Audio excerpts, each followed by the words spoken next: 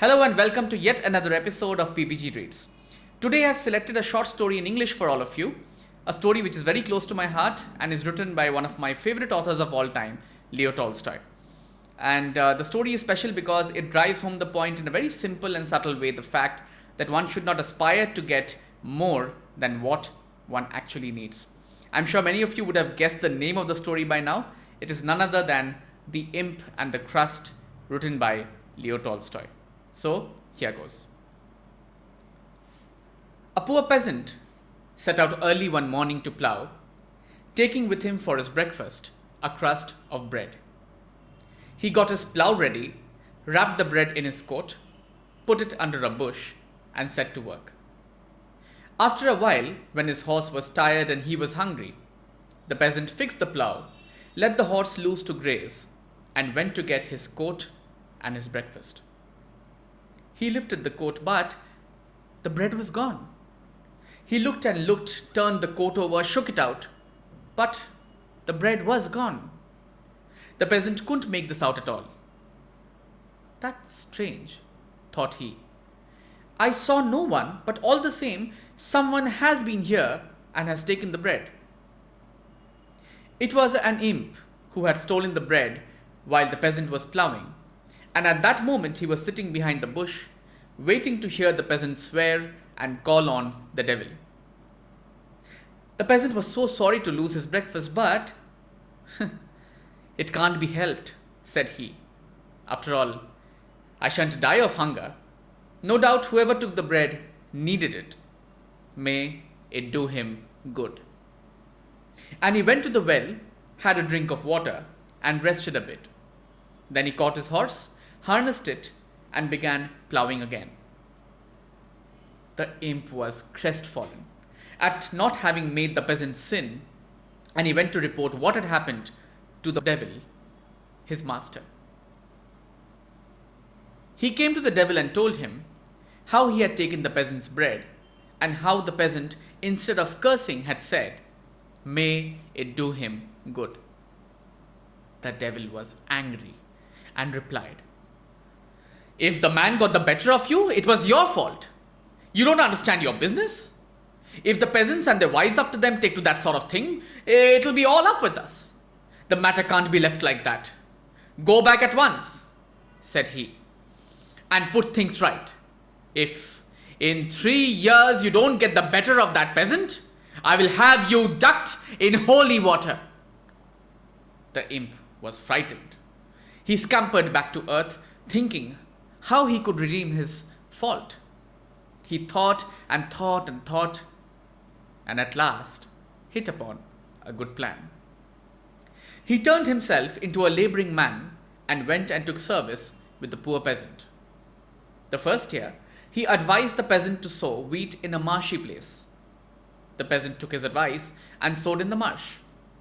The year turned out to be a very dry one, and the crops of the other peasants were all scorched up by the sun. But the poor peasant's wheat grew thick and tall and full-eared.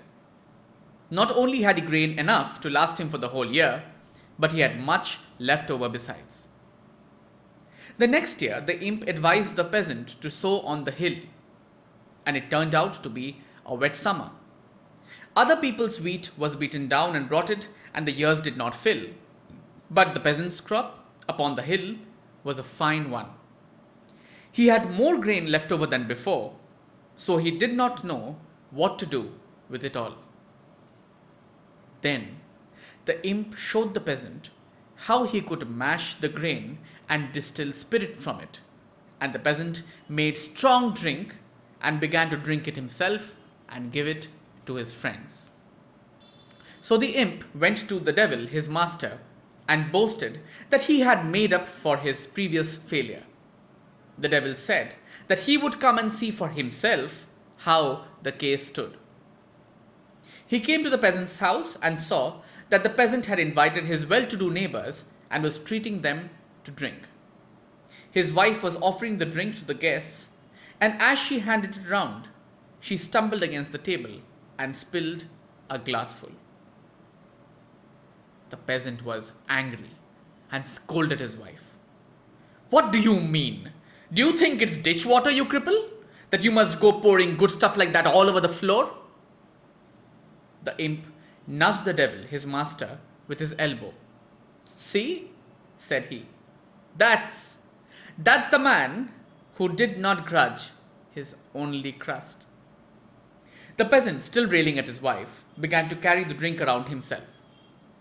Just then, a poor peasant returning from work came in uninvited. He greeted the company, sat down, and saw that they were drinking. Tired with his day's work, he felt that he too would like a drop. He sat and sat and sat, and his mouth kept watering, but the host, instead of offering him any drink, only muttered, I can't find drink for everyone who comes along. This pleased the devil. But the imp chuckled and said, wait a bit. There's more to come yet.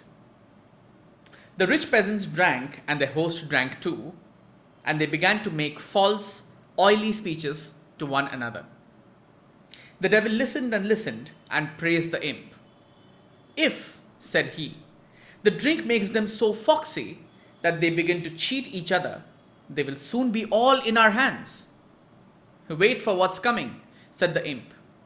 Let them have another glass all around. Now they are like foxes, wagging their tails and trying to get round one another. But presently you will see them like savage wolves. The peasants had another glass each, and their talk became wilder and rougher. Instead of oily speeches, they began to abuse and snarl at each other. Soon they took to fighting and punched one another's noses. And the host joined in the fight too, and he too got well beaten. The devil looked on and was much pleased by all of this. This is first rate, said he. But the imp replied, wait a bit, the best is yet to come. Wait till they have had a third glass. Now they are raging like wolves, but let them have one more glass and they will be like swine. The peasants had their third glass and became quite like brutes. They muttered and shouted, not knowing why, and not listening to one another. Then the party began to break up. Some went alone, some in twos, some in threes, all staggering down the street.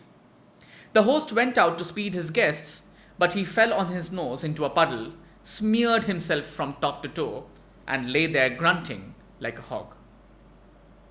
This pleased the devil still more. Well, said he, you have hit on a first-rate drink and have quite made up for your blunder about the bread. But now tell me how this drink is made. You must first have put in fox's blood, and that was what made the peasants sly as foxes.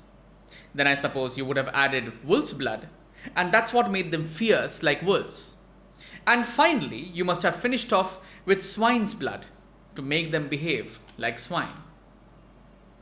No, said the imp. That wasn't the way I did it. All I did was to see that the peasant had more grain than he needed. The blood of the beasts is always in man. But as long as he has only enough grain for his needs, the blood is kept within bounds. While that was the case, the peasant did not grudge his last crust. But when he had grain left over, he looked for ways of getting pleasure out of it. And I showed him a pleasure, drinking. And when he began to turn God's good gifts into spirits for his own pleasure, the foxes, the wolves, and swine's blood in him all came out. If only he goes on drinking, he will always be a beast. The devil praised the imp, forgave him for his former blunder, and advanced him to a post of high honor. So that was the short story for today, friends, and I hope you enjoyed the reading. Stay tuned for many more stories to come your way from my side. Till then, take care. God bless. Jai Hind.